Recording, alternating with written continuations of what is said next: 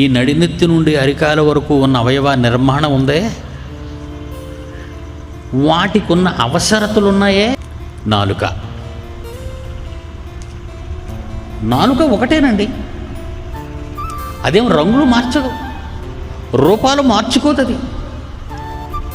ప్రకృతిలో ఎన్ని రుచులు పెట్టాడో ప్రతి రుచిని కూడా ఇలా నోటులో పెట్టగానే చెబుతుంది అది.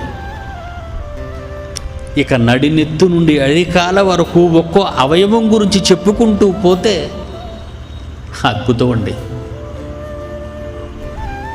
మనం అడిగామండి, దేవుడా నాకు ఒక నాలుక ఇచ్చావు, మంచి మంచి రుచులు పెట్టవా అని ఎప్పుడైనా అడిగారా మీరు?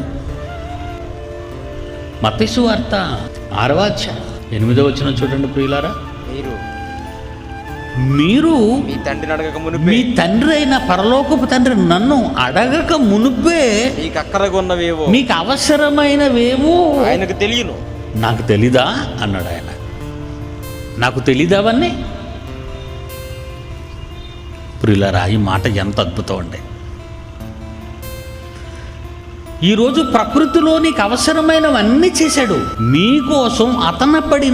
అతను చేసిన పనులు కష్టం, తన కష్టంగా భావించుకున్నాడు. ఎవరైనా చెప్పారా అండి, ఇవన్నీ నేను నీకు ఎందుకు ఇచ్చానో తెలుసా? ఇవన్నీ అనుభవించే నువ్వు నా కోసం బ్రతకాలి. ఇవన్నీ అనుభవించే నువ్వు నా కోసం బ్రతకాలి.